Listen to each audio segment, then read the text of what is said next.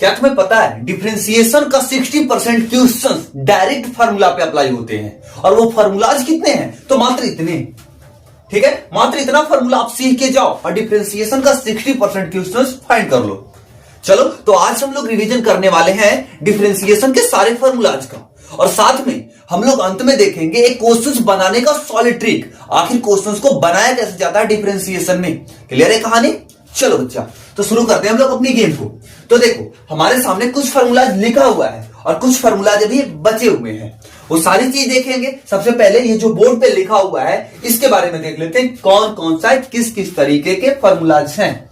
यहां पे देखो सबसे पहली जो कहानी है तुम्हारे पास d/dx और क्या दिखाई पड़ रहा है x के पावर n। डायरेक्ट हूबहू क्वेश्चन आएगा इस तरह से तुम्हारे पास, x के पावर में 10 20 30 40 कुछ भी हो। ठीक है, तो वहां क्या करना, ये जो पावर होगी वो आगे आ जाएगी और पावर एक कम करके फिर x के पावर में लगा दो। डायरेक्टली तुम्हारा पहला फार्मूला ये हो गया। क्लियर है? ये हुआ तुम्हारा पहला। दूसरा अगर बात किया जाए तुम्हारे पास d/dx क्या दिया हुआ है तुम्हारा? अचर पद दिया हुआ है। कोई भी अचर पद दुनिया का कोई भी नंबर अगर आ जाए उसका डिफरेंशिएशन तुमसे पूछ दिया जाए तो याद रखना उसका डिफरेंशिएशन बच्चा 0 होगा। एक्सपोनेंशियल x का तुम्हारे पास जो डिफरेंशिएशन होता है वो होता है एक्सपोनेंशियल x ही। क्लियर है? log x का 1/x और रूट x का 1/2 इंटू रूट x। x की जगह पे कोई भी दूसरा चीज हो सकता है, कोई भी फंक्शन हो सकता है। क्लियर है कहानी? फिर देखो a के पावर x का कितना होगा? a के power x log a। Clear है? आगे देखो साइन एक्स का डिफरेंशिएशन होता है कॉस एक्स, कॉस एक्स का होता है माइनस में साइन एक्स। टेन एक्स का होता है तुम्हारा sec square X, cot X का होता है माइनस में कॉस एक्स स्क्वायर एक्स। ठीक है, और सेक एक्स का तुम्हारे पास हो जाता है बच्चा sec X tan X. Clear है बात? उसके बाद देखो कॉसेक एक्स का होता है माइनस में कॉसेक एक्स और कॉट एक्स। क्लियर है बात? आगे देखो कुछ यहां पे इनवर्स वाले फंक्शन है। इनवर्स साइन इनवर्स एक्स का तुम्हारे पास होता है 1/√1 माइनस एक्स स्क्वायर। फिर तुम्हारे पास क्या है? कॉस इनवर्स एक्स का होता है माइनस में 1। ठीक है, अपॉन इन रूट 1 माइनस एक्स का स्क्वायर। यानी कि तुम अगर साइन का याद कर लेते हो तो कॉस को याद करने की जरूरत नहीं है, केवल माइनस लगा के उसी का गेम खेल जाओ।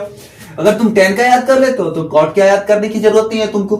ठीक है, सेक का यदि तुमको पता है तो कॉसेक का ऑटोमेटिक पता है तुमको। सेम वही चीज जो है केवल नेगेटिव में हो जा रहा है। क्लियर है कहानी? तो ये जो फार्मूलाज हैं इन फार्मूलाज की हेल्प से डायरेक्टली आप क्वेश्चंस फाइंड करने वाले हो, क्योंकि हूबहू डायरेक्ट आता है इस पे। क्लियर? और ऐसे अगर बोले तो डायरेक्ट हूबहू तो आता ही आता है। सीधा तरीका से तुम्हारे सामने बोले तो 4 5 7 ऑब्जेक्टिव जो है ना वो डायरेक्ट पूछ देता है तुमसे। डायरेक्ट 60% क्वेश्चन फाइंड करने वाले हो बच्चा तुम। और तुमको एक बात बता दें कि डिफरेंशिएशन से टोटल जो क्वेश्चन होता है लगभग 35 मार्क्स के पूछे जाते हैं बोर्ड में।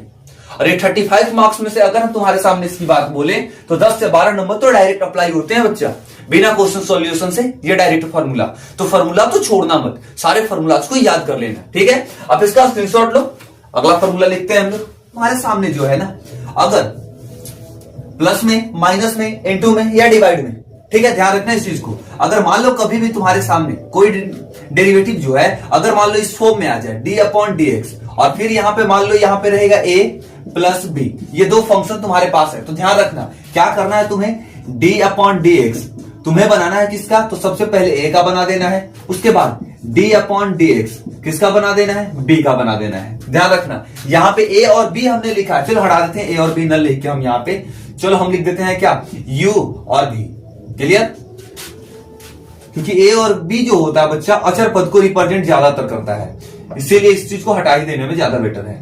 ठीक है, और यहां भी अगर यही निगेटिव में हो तो यहां पे आप निगेटिव लगा सकते हो, अलग अलग करके कुल मिला के तुम्हें बना देना है। क्लियर है बात एकदम? उसके बाद अगर बात करें तुम्हारे सामने कभी कभी ये गुना के फॉर्म में दिखाई पड़ेगा d/dx। अगर मान लो u v के फॉर्म में दिखाई पड़ रहा तो याद क्या रखना है, तुम u को जस के तस उतारोगे और v जो है उसको डिफ्रेंशिएट करोगे। ठीक है, प्लस करोगे, इस बार v को उतारोगे और क्या करोगे, d/dx किसका करोगे, u का करोगे। क्लियर है?